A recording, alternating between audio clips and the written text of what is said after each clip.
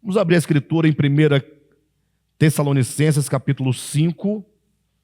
Estamos hoje entrando no último capítulo dessa epístola. Em seguida, nós vamos continuar em 2 Tessalonicenses. Amados, esse capítulo 5 eu não vou ler com os irmãos, como eu costumo fazer uma leitura introdutória, mas vamos lendo versículo por versículo, ponto a ponto, e aí nós vamos discernindo os tópicos que o apóstolo Paulo vai apresentando, e nós vamos costurando, tá bom? Então ele vai desenvolvendo o assunto, nós vamos lendo e acompanhando o apóstolo como se ele estivesse conosco aqui pessoalmente falando mesmo, tá? Vamos acompanhando suas palavras e vamos, aí sim, nós vamos voltando e relendo para poder costurar todos os argumentos do apóstolo.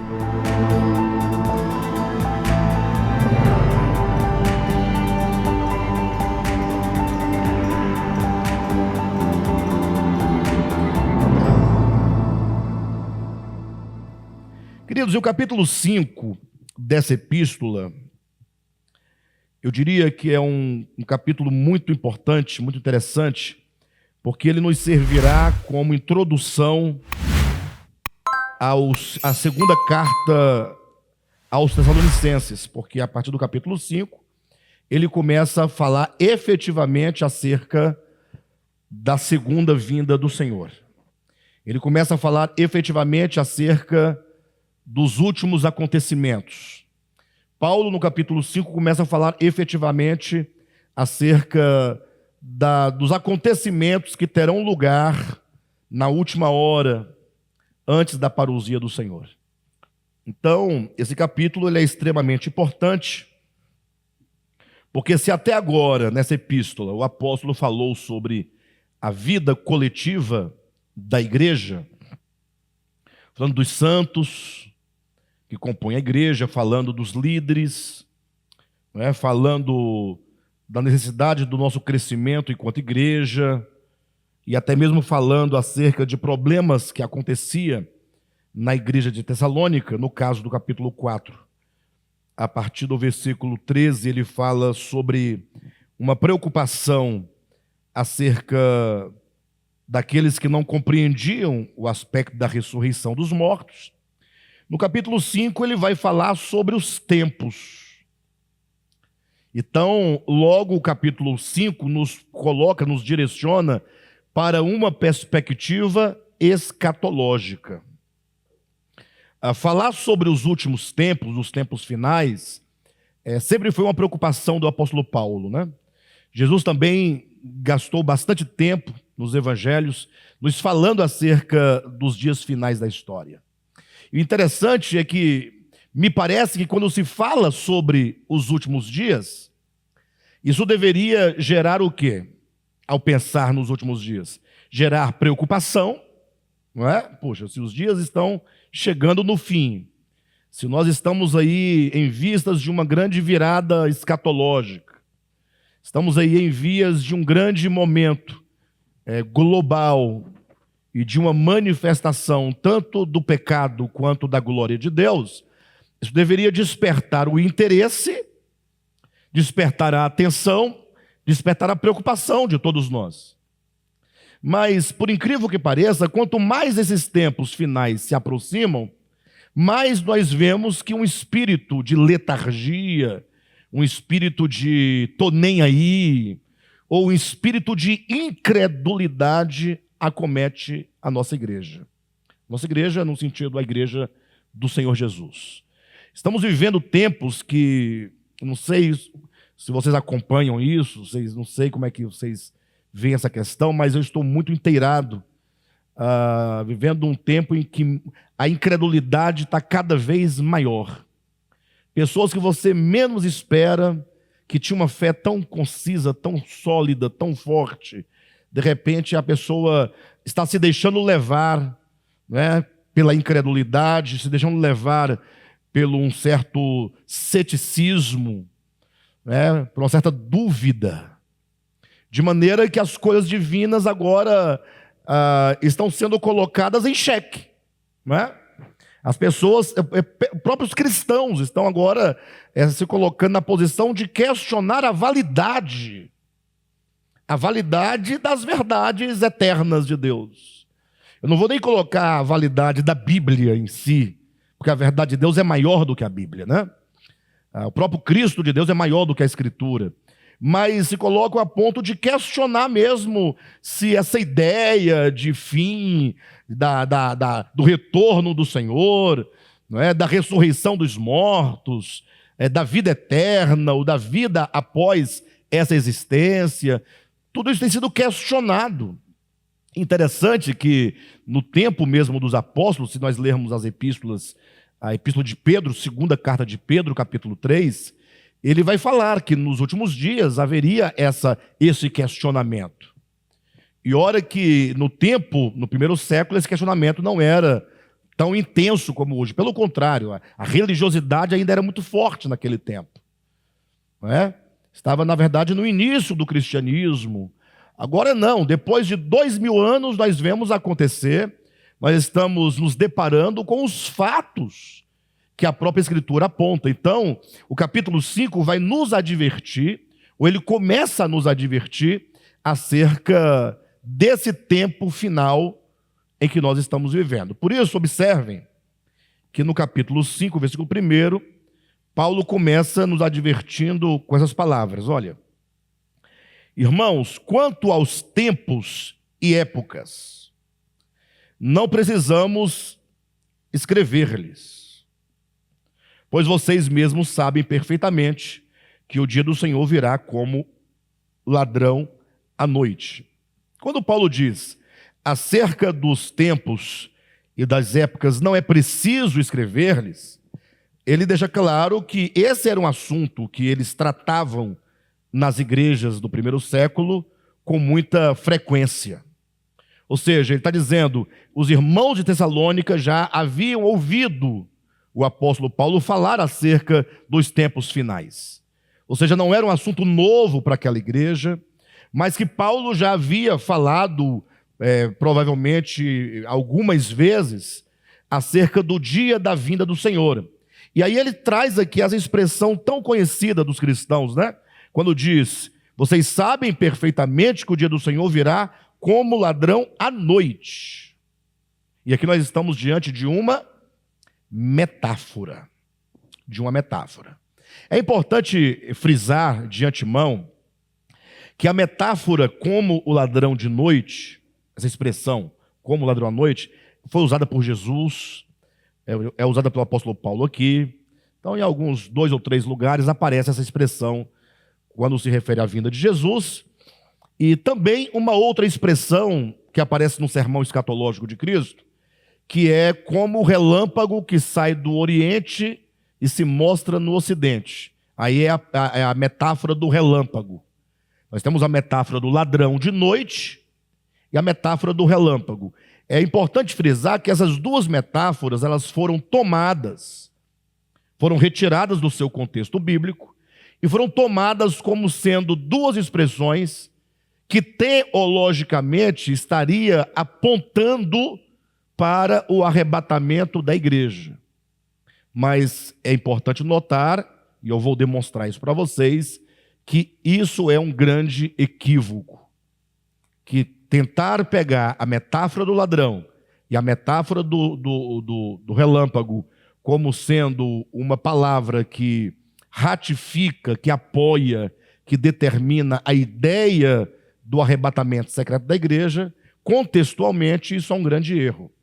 Primeiro porque no texto, eu nem vou ler com os irmãos, mas está em Mateus capítulo 24, os irmãos poderão fazer a verificação em outro momento. Quando Jesus fala, porque assim como o relâmpago sai do Oriente, se mostra no Ocidente, assim será a vinda do Filho do Homem, o que a teologia faz? Fala assim, olha, quanto tempo gasta um relâmpago para sair de um ponto a outro? Ora, isso é uma velocidade de um piscar de olhos. Não é? Aí tem também a outra metáfora, né? A metáfora do piscar de olhos, que Paulo coloca em 1 Coríntios 15. Então são 3 metáforas. A metáfora do piscar de olhos, a metáfora do relâmpago, a metáfora do ladrão. São 3 metáforas que a teologia ou a escatologia, no âmbito teológico, toma para dizer, olha, está vendo o arrebatamento? Será como que está todo mundo aqui de boa, daqui a pouco, como num piscar de olhos, palavras de Paulo em 1 Coríntios 15, a igreja some. Então, de repente, acabou, cadê a igreja? Sumiu, desapareceu. E aí vem todas aquelas ideias, né?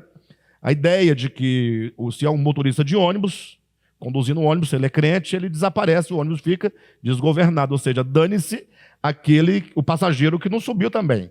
O passageiro que subiu foi de boa, quem ficou, né? Vai que o piloto de avião, e essa ideia talvez tenha sido na época que não tinha piloto automático, né?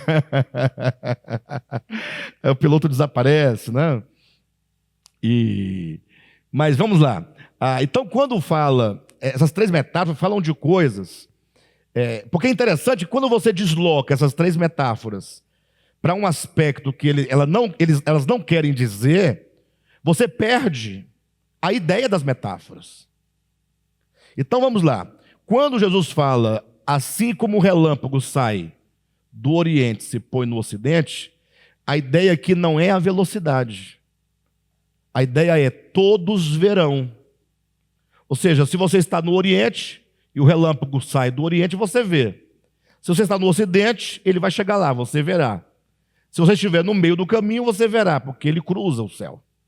Então, a ideia aqui é da universalidade da vinda e não da velocidade da vinda.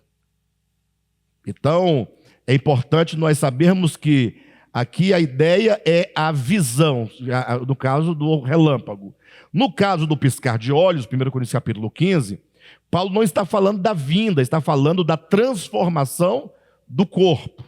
Ele diz, olha, o nosso corpo será transformado numa fração de abrir e fechar de olhos, que é uma metáfora para dizer que é numa velocidade, agora sim, é numa rapidez. Ou seja, se a nossa alma precisa de um longo processo para ser transformada, o mesmo não acontece com o corpo. Por que não? Ora, porque o corpo não é dotado de vontade. Então, Deus não depende da vontade do homem, Deus não depende da resposta do homem para transformar o seu corpo. Agora, a alma humana não pode ser transformada sem que a vontade do homem participe do processo de transformação. Então, quando você encontra inúmeras vezes na Escritura dizendo que é necessário tomar a cruz, ele está dizendo, você tem que usar o exercício da sua vontade e tomar a decisão de tomar a cruz. Ou seja, se você vai retardando esse processo, se você hoje não nega a si mesmo e não toma a cruz, por uma decisão sua, você está ouvindo a palavra, está entendendo os caminhos, mas você não pratica a palavra, você está o quê? Retardando o processo de transformação da alma. Então, a alma carece de um longo processo para ser transformada. O corpo não. Será transformado num piscar de olhos. Então, tanto o relâmpago quanto o piscar de olhos não está falando de arrebatamento, absolutamente. O mesmo vai acontecer com a ideia do ladrão.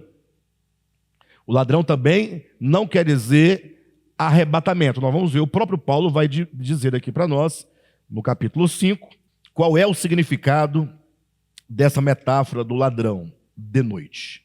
Tá bom? Então, ele vai dizendo, olha, com respeito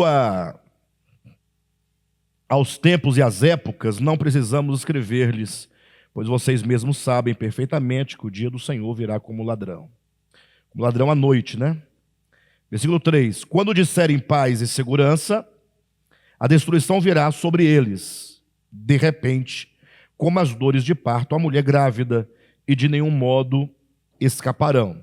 Então, o que é mais impressionante quando nós lemos um texto, e nós temos que atentar para isso, é que o modo como as coisas são colocadas no texto devem ser levadas em conta. Então ele diz, quando andarem dizendo. Quando andarem, já não está falando exatamente de nós. Ou seja, haverá um rumor de paz e de segurança. Ou seja, aí, de vez em quando, sai uma reportagem no jornal, parece que recentemente agora também saiu, falando sobre a ONU, né? E aí vem a palavra paz e segurança, porque é uma expressão muito lógica. Porque quando se trata das nações, falar de paz é o mesmo que falar de segurança. Aí os crentes ficam perturbados. Olha, paz e segurança, então agora vai acontecer. Aí eles ficam desesperados, né? É como você jogar uma pedra num vespeiro. Elas ficam desesperadas, né? As abelhas saem de lá e começam a ficar perturbadas. Então nós não devemos ficar perturbados. Paulo, quando diz, quando andarem dizendo, ele já está falando do mundo incrédulo, do mundo sem Deus. Aí olha como diz o texto, eis que sobrevirá sobre eles. Olha a prova disso, olha o que está no versículo 4. Como é que começa aí? Até a vírgula. Mas vocês. Então, faça-se a diferença. Ele está falando de um grupo e agora de outro grupo. Paulo está se referindo agora em relação aos tempos, em relação às épocas, em relação à vinda do Senhor, a parousia do Senhor, como ela pode ser compreendida diante de dois grupos. Tem um grupo que, para eles, virá como ladrão. Está aí a prova de que não se pode se referir ao arrebatamento. Porque o arrebatamento não é para eles, é para a igreja, ou seria para a igreja. Perfeito? Então a expressão como ladrão não pode estar se referindo à igreja. Pelo contrário, Paulo vai dizer que para a igreja ele não vem como ladrão, é o contrário, é o oposto. Ou seja, para os incrédulos, para os que não têm esperança, ele virá como ladrão. Por quê?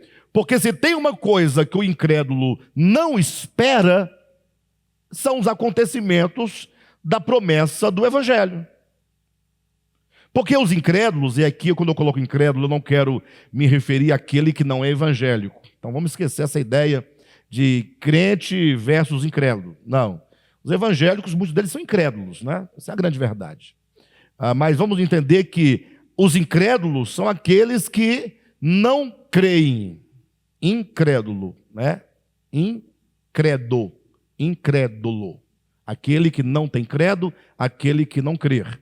Ora, quem é aquele que não crê? É o materialista. É o materialista. É aquele que vive essa existência e este momento. E que não tem nenhuma projeção do seu espírito humano, nenhuma projeção da sua alma, nenhuma projeção de vida após a morte, nenhuma projeção de Deus, nenhuma projeção de Jesus, nada que diga esse respeito ao metafísico, ao espiritual, ao espírito. O materialista é aquele que funda, ou melhor, que vive a sua experiência humana como aquela experiência que nasce no tempo e se esgota no tempo. É possível que mesmo alguém que tenha um credo, e portanto, no sentido geral da palavra, é possível que mesmo um crente seja um materialista. Porque a grande dicotomia, isso é muito claro, é muito patente, entre você ter um credo, você ter uma profissão religiosa, mas você não está nem aí para a sua profissão religiosa, de modo prático.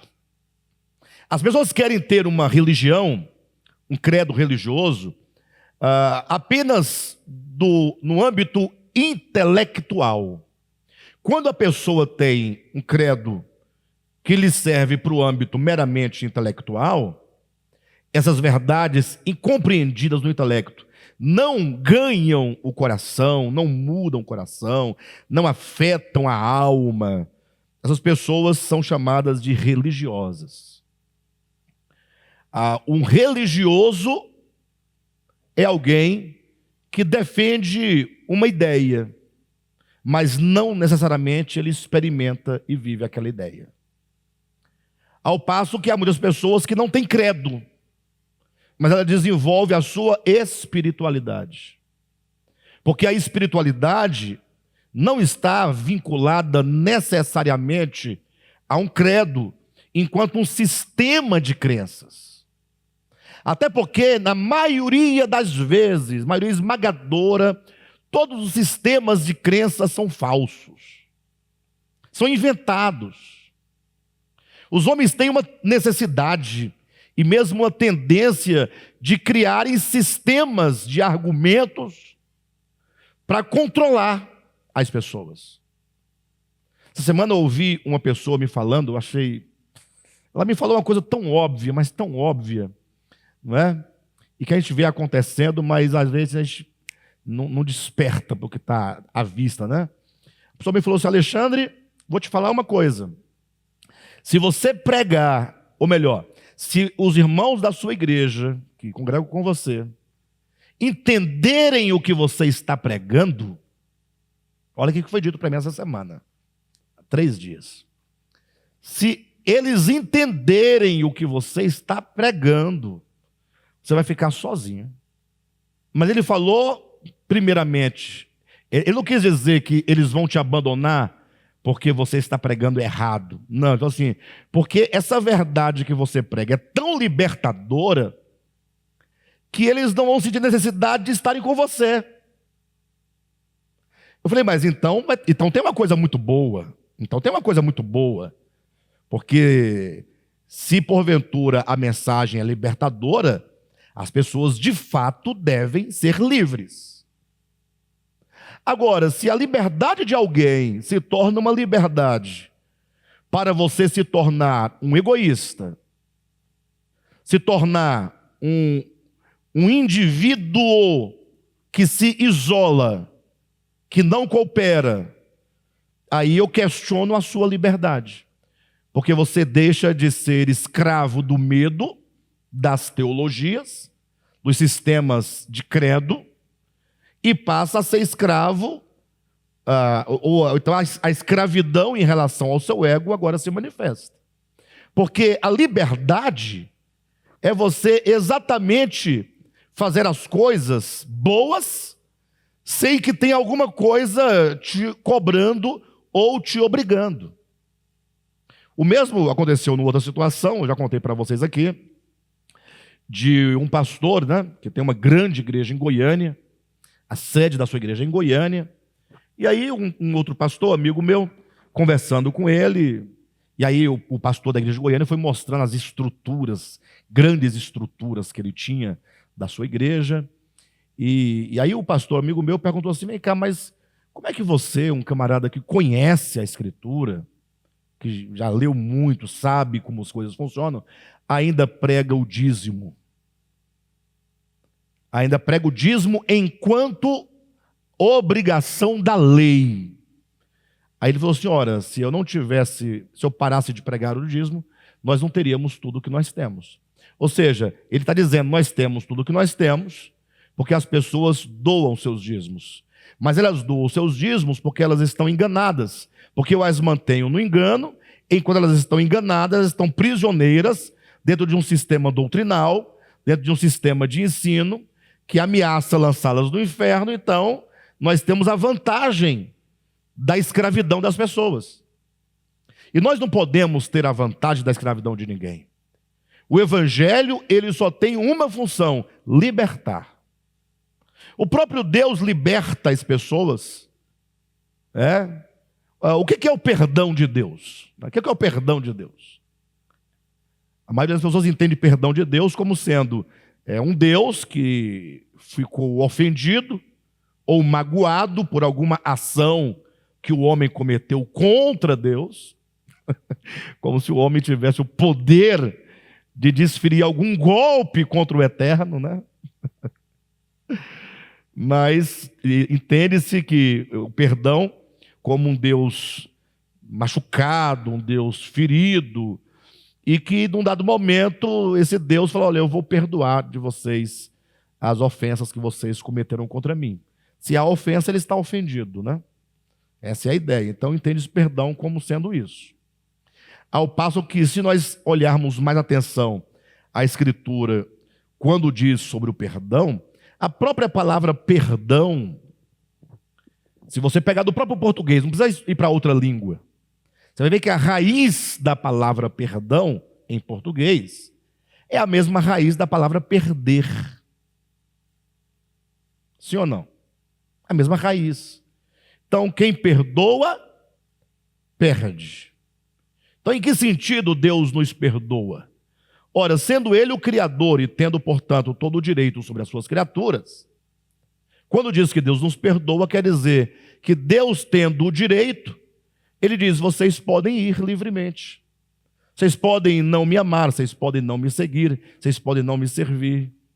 Lógico que esse caminho de não amar, não servir e não seguir é um caminho que leva à morte, né? É um caminho de morte. E Deus, em contrapartida, está profundamente, como eu posso colocar, está sentindo profundamente a perdição do homem. Ou seja, Deus sofre quando vê os seus filhos se perdendo. Mas ainda assim Deus os deixa livre. Então, liberdade amor, ou suposto amor que prende, não pode ser amor. Perdão, que se diz perdão, mas que prende o outro, não pode ser perdão.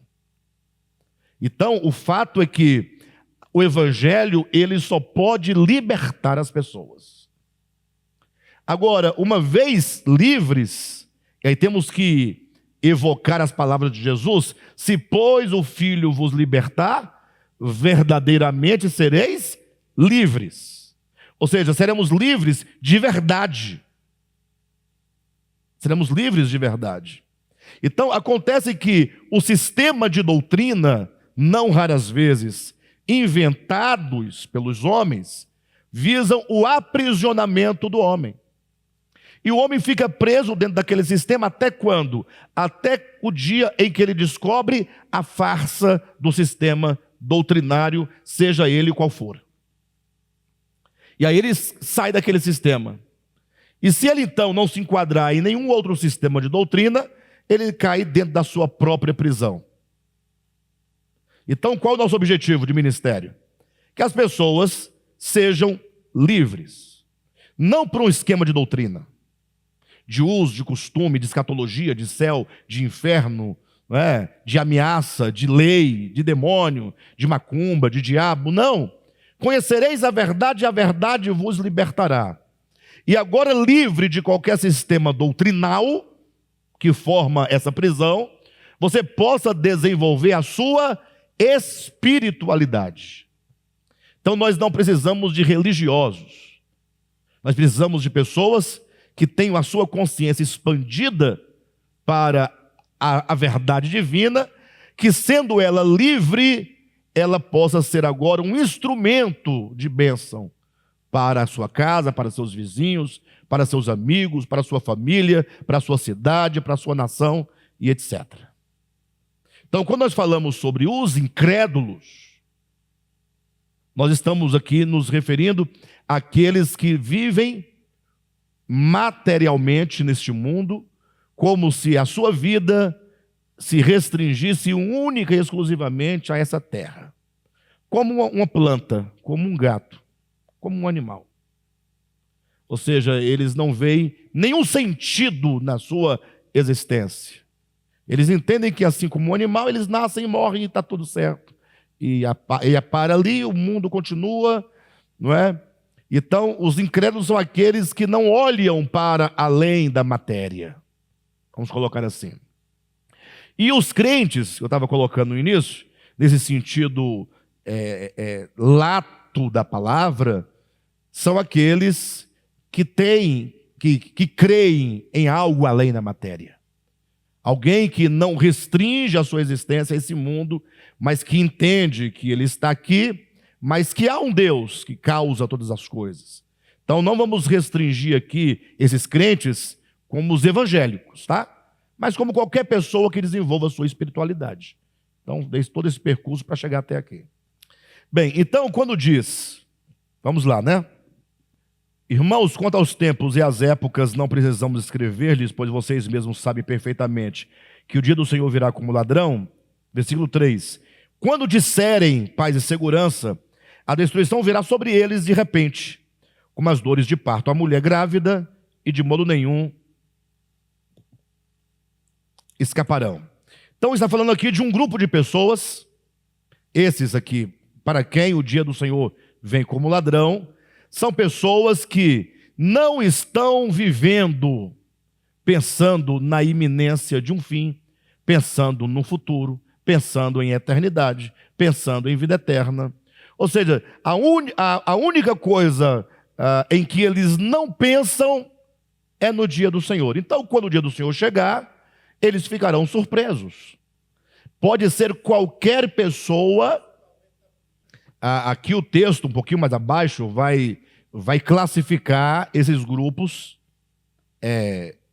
vai classificar essas pessoas em dois grupos: os da noite, os do dia, os da luz, os das trevas, os vigilantes, os acordados, os bêbados e os sóbrios.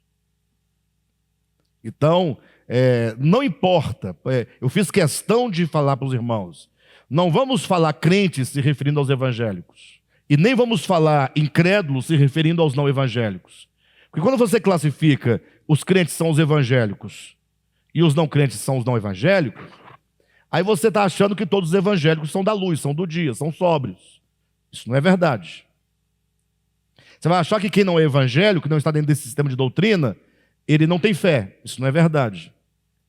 Por isso nós estamos falando sobre religiosidade e espiritualidade. São duas coisas distintas.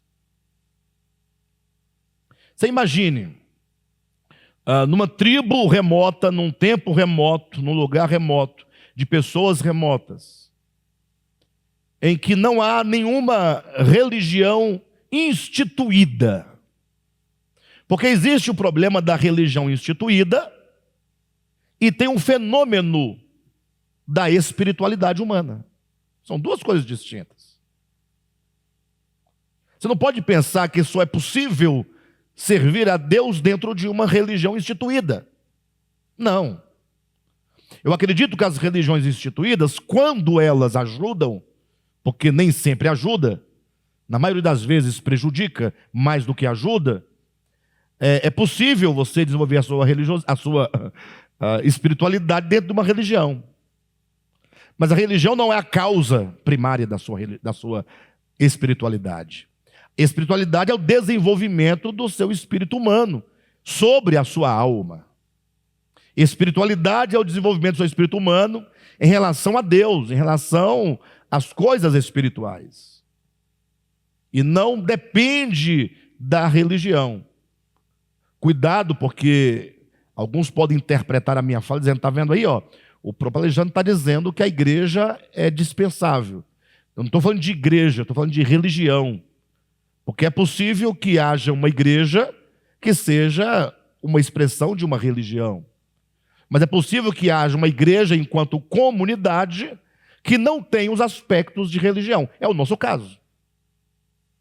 Vocês não vão encontrar aqui no DEVAP, absolutamente, nenhuma rédea. Vocês são testemunhas disso. Nenhuma ameaça, nenhuma barganha. Aqui nós nos reunimos por uma necessidade de comunhão e de crescermos no entendimento da palavra. E a palavra é dita, e você ouve, você tem a sua vida, tem as suas escolhas. Entendem o que eu estou dizendo? Então, jamais nós vamos colocar aqui no DEVAP a forma da religião. Aqui vocês não têm um superior sobre vocês. Homem, não. Vocês têm um irmão que coopera com vocês.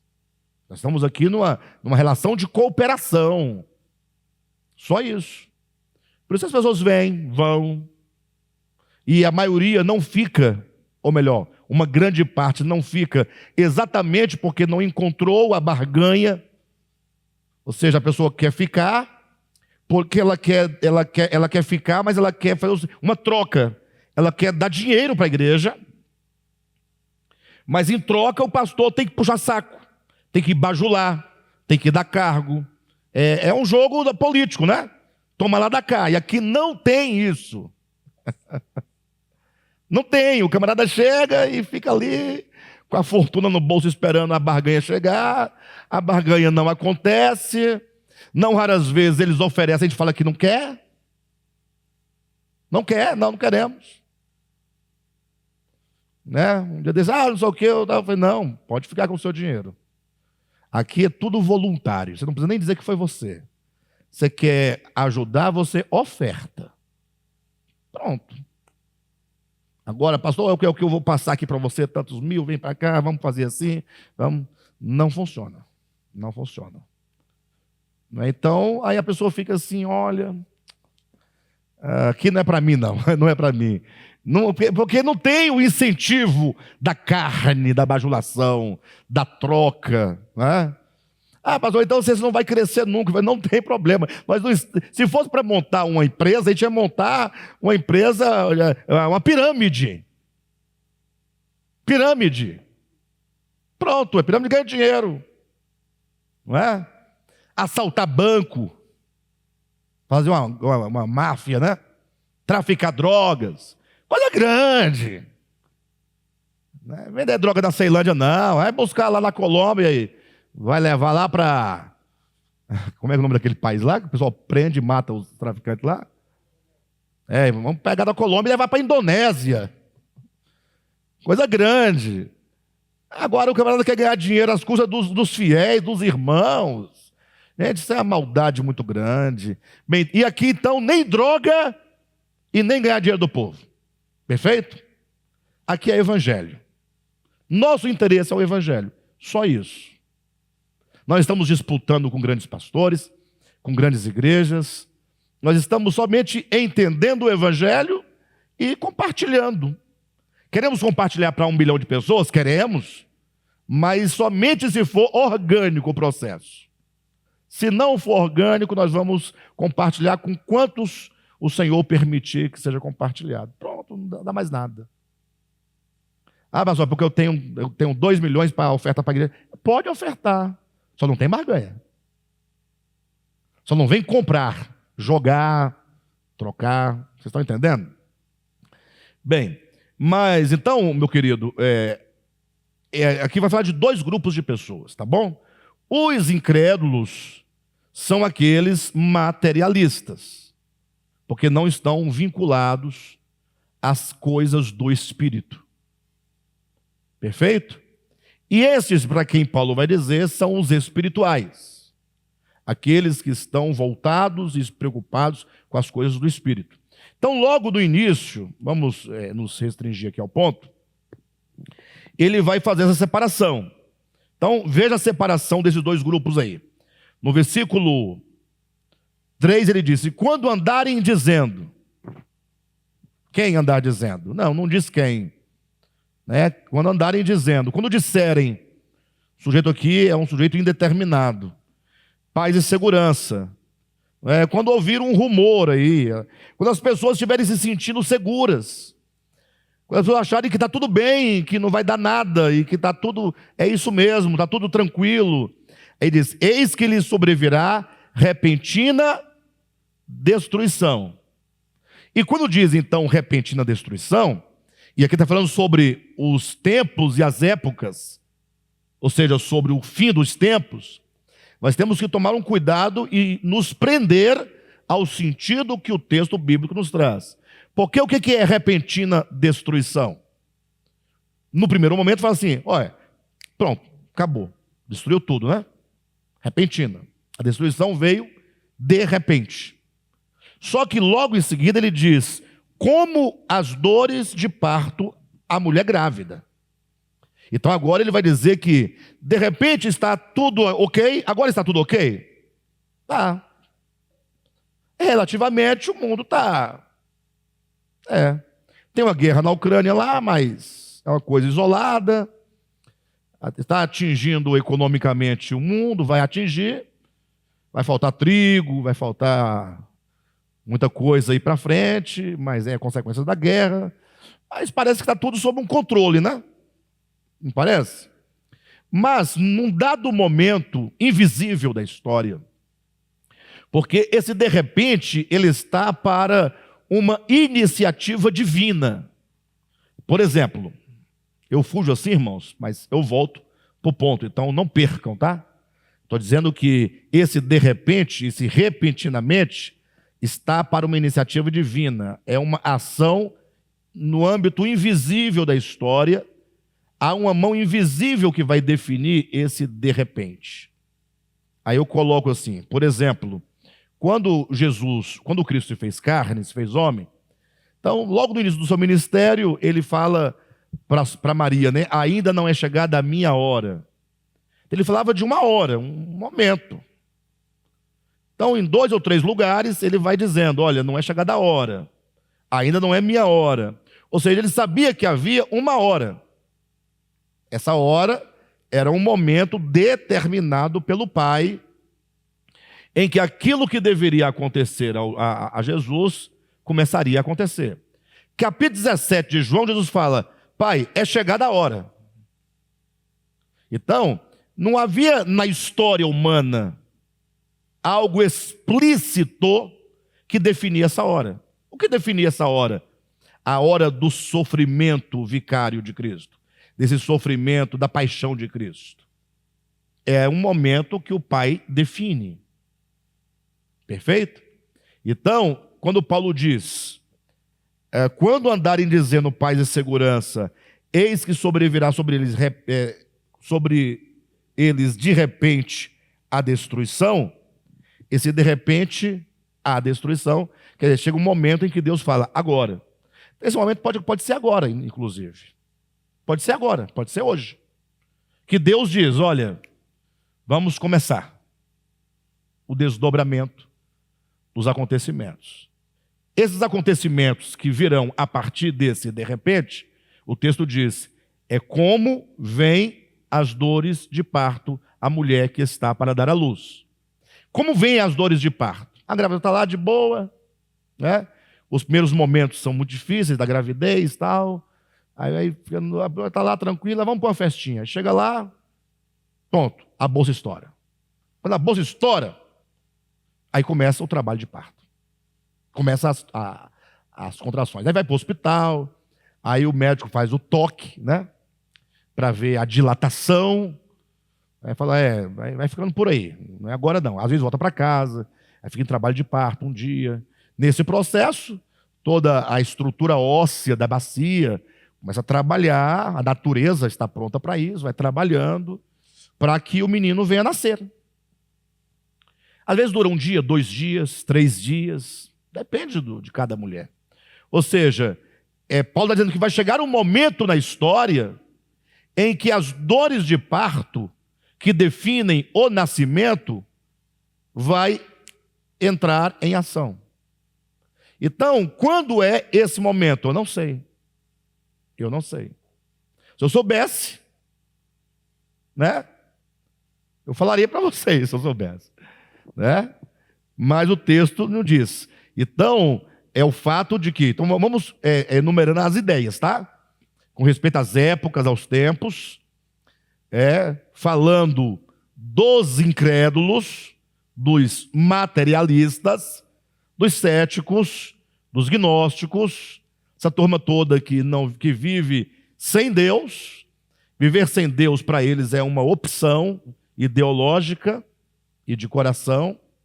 Então, diz que eles, quando o mundo achar que está tudo tranquilo, Deus vai definir o começo do fim.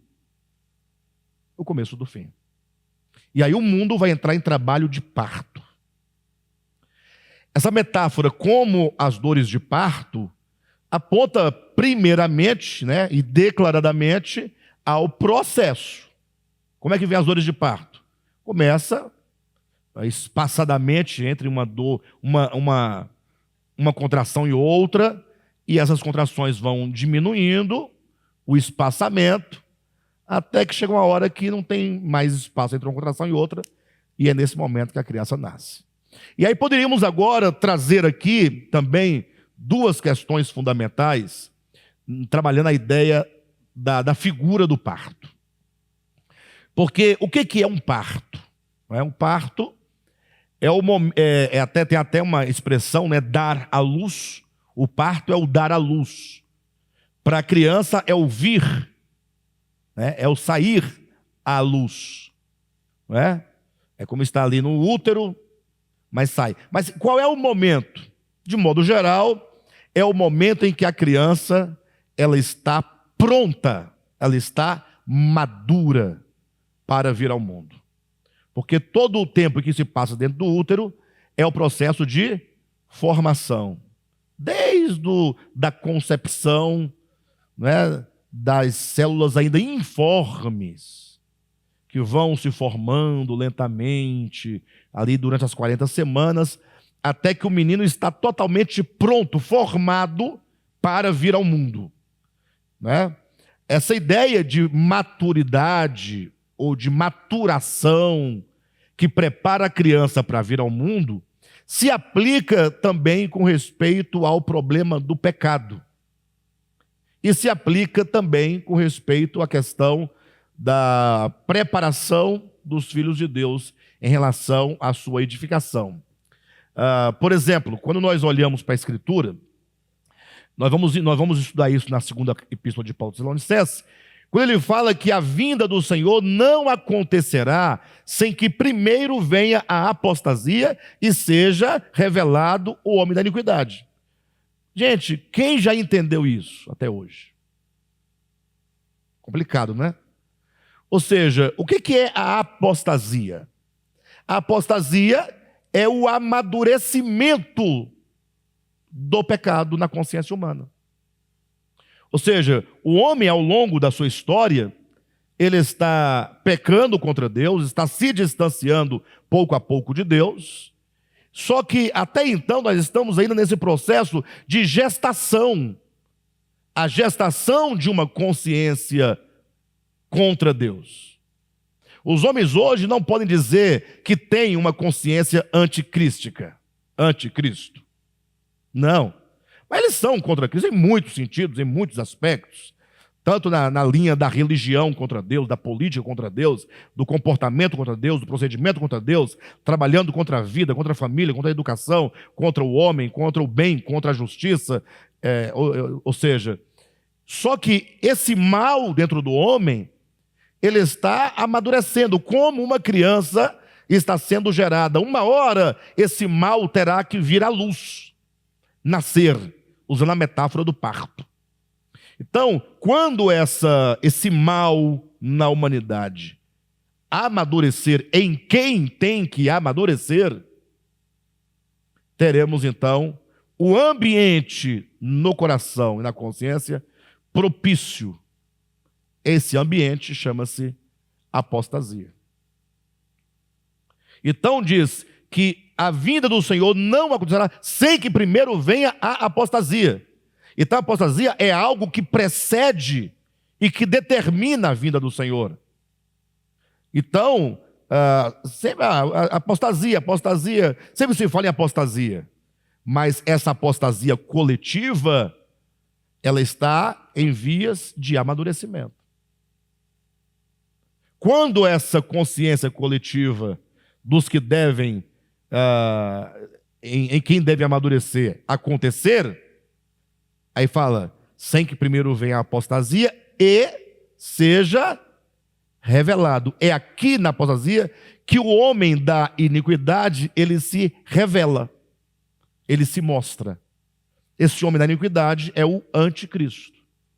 Então veja que o anticristo, para ele se manifestar, tem uma condição. Ele tem que nascer. E esse nascimento se dá na consciência, no coração, que é a apostasia. Então, o mundo, nesse sentido, dessa via negativa, está caminhando para o nascimento do homem da iniquidade, que não é o nascimento físico, aqui é a metáfora que nós estamos usando. Ele está sendo gestado nas consciências, uma vez que essa criança, metaforicamente falando, a amadurecer e falar, está pronto para vir ao mundo, para ser mostrado, para ser revelado, para nascer, aqui se manifestará o homem da iniquidade. Do outro lado, também, o mesmo acontece com os santos, né? Aqueles que estão sendo trabalhados no coração, na consciência, as coisas divinas, o bem, o belo, a justiça, o Cristo de Deus, o Logos de Deus, que conforme Paulo, né, ele é muito claro, ele vai inclusive usar a mesma metáfora lá em Filipenses, salvo engano, né? me fugiu a memória, capítulo 4, versículo 19, quando ele fala que Cristo está sendo formado em vós. Então, como é que está sendo formado em mim? Nós temos que parar e pensar. Porque é bonito, Cristo seja formado em vós. Que maravilha, formado em nós. Senhor, se forma em nós, né? Irmãos, Jesus tem que ser formado em nós, amém. Mas como assim? Que sentido isso acontece? Temos que entender o processo. Então, a metáfora é de uma mulher gestante, gerado, formado dentro de nós. Mas como pode ser isso? Como é que Cristo pode ser formado em nós? Olha, na medida que a nossa consciência vai se tornando crística, como a consciência do ímpio vai se tornando cada vez mais ímpia, mais demoníaca, mais perversa, mais maligna. Irmãos, tudo é questão de consciência. Tudo.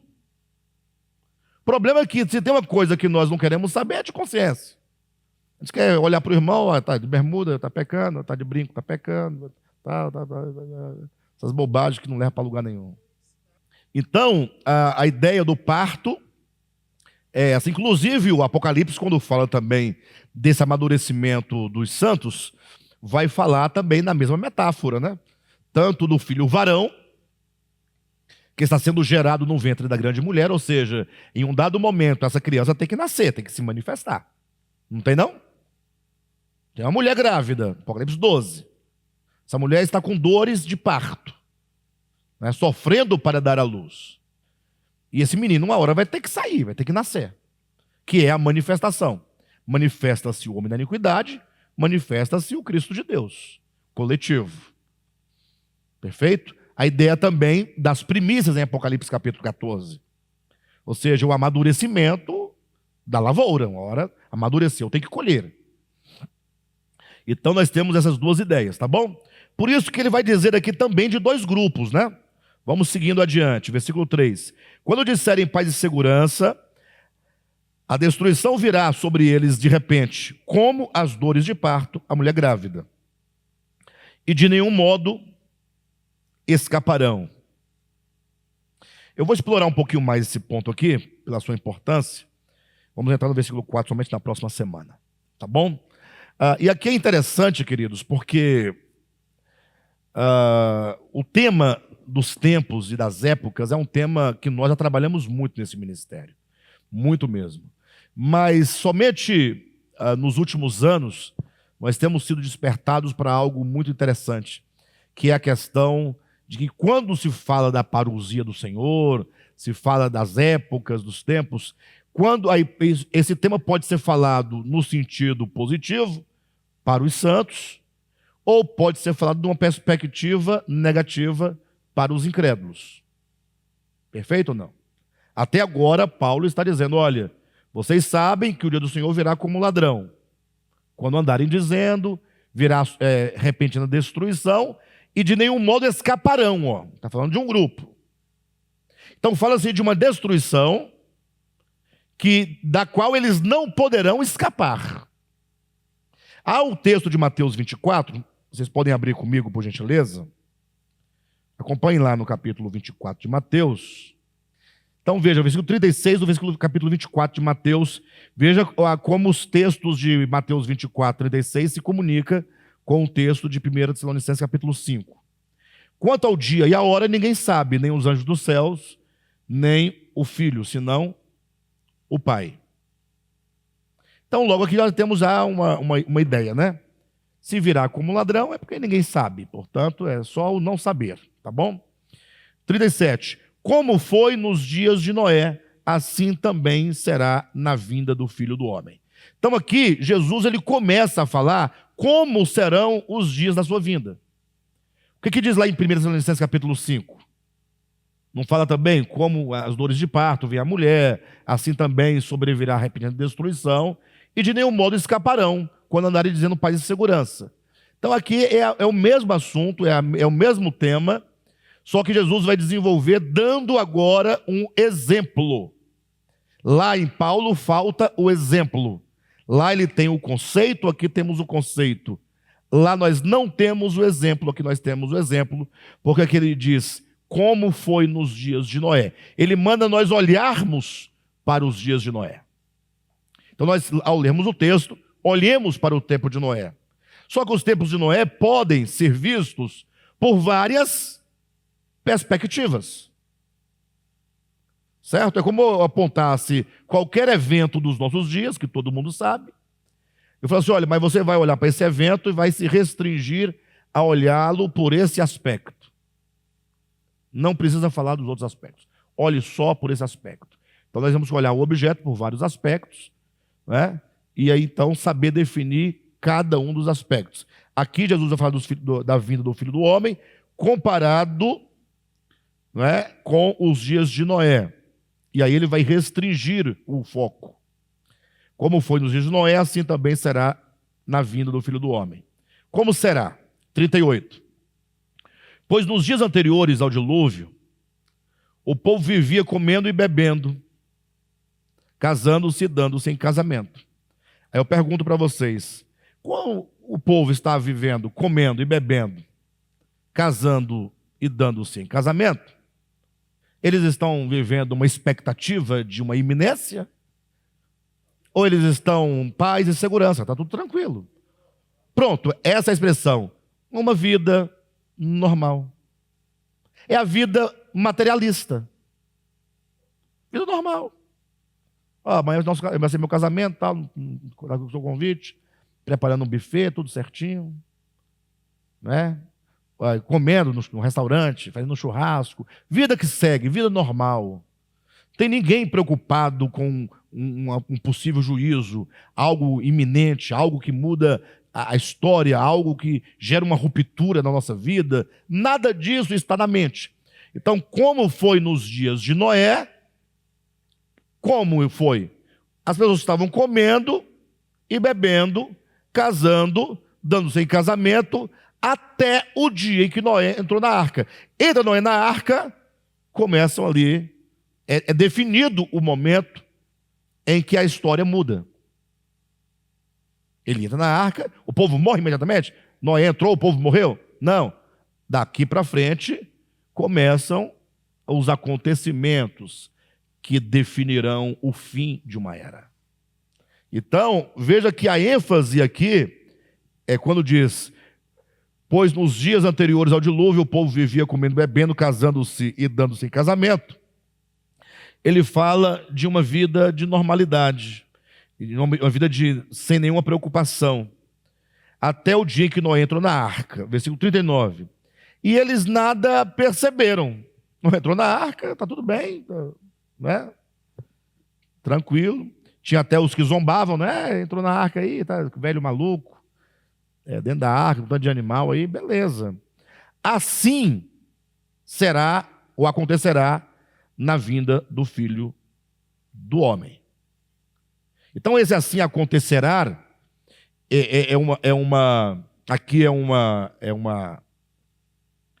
poderíamos colocar, é uma oração que ela serve para o que foi dito e serve para o que se dirá.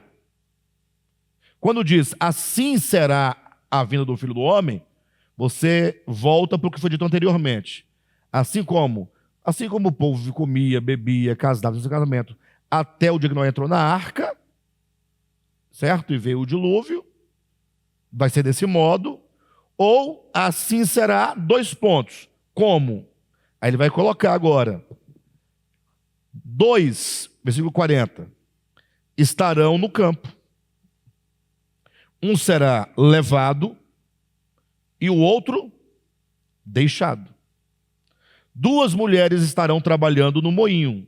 Uma será levada e a outra deixada. E aqui, mais uma vez, é um texto que a teologia, no caso pré-tribulacionista, né, melhor dizendo, ela vai querer dizer de arrebatamento aqui no texto, onde nada diz de arrebatamento.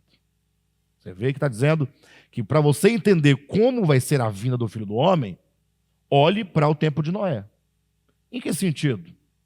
Ora, Eles estavam vivendo tranquilamente, de boa, perfeito? De repente, o que acontece? Veio o dilúvio. E quando veio o dilúvio, o que aconteceu? Levou a todos os que estavam fora da arca. Os únicos que foram deixados foi Noé e sua família. Então, olhando para Noé, tem os que foram levados pelo dilúvio, tem os que foram levados pelo juízo, e tem os que ficaram.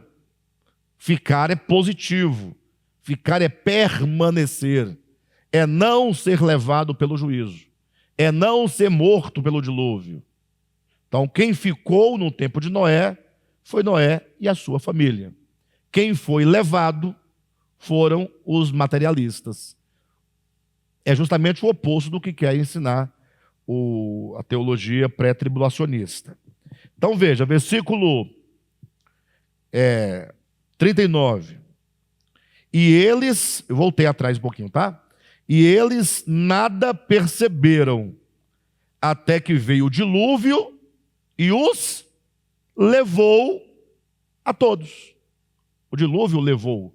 Levar aqui, semanticamente falando e contextualmente falando, é destruí-los. Versículo 40. 2 estarão no campo, um será levado. Levado para onde? Para o céu? Não, levado pelo juízo. Segue o paradigma. Porque quando ele diz assim como foi nos tempos de Noé, a minha referência é Noé. É os dias de Noé. Eu não posso olhar para o outro lado. Foi do mesmo jeito. Em Noé, quem foi levado? Foi Noé foi levado? Não, Noé foi deixado. Então, do mesmo jeito, será que 2 estarão no campo, um será levado pelo juízo, e o outro deixado. 41, 2 mulheres estarão trabalhando no moinho, uma será levada e a outra deixada. Portanto, vigiem, porque vocês não sabem em que dia virá o seu Senhor. Olha a metáfora do ladrão chegando aqui. Versículo 43. Mas entendam isto, se o dono da casa soubesse a que hora da noite o ladrão viria, ele vigiaria, ficaria de guarda e não deixaria que a sua casa fosse arrombada. Assim vocês também precisam estar preparados, porque o Filho do Homem virá numa hora em que vocês menos esperam. Menos esperam. Então veja que esse texto é um texto relativo ao de Paulo. Então Paulo está dizendo, olha, assim será também a vinda do Senhor.